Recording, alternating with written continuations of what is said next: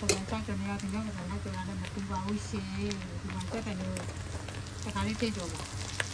အဲ့လိုတိုးတက်စီမကြော်တော့ဘူးပဲအစီမပေးနိုင်ဘူးလားဒီရက်တက်တော့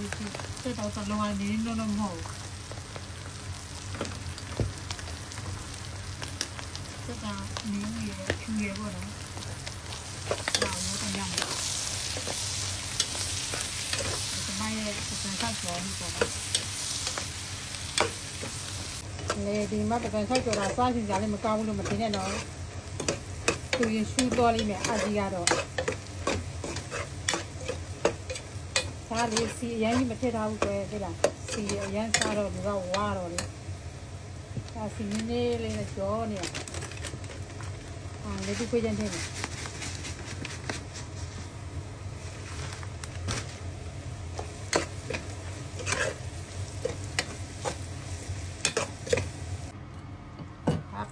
ကြော်ပြီးတော့ပါပြီရှေးပြောထားရင်တော့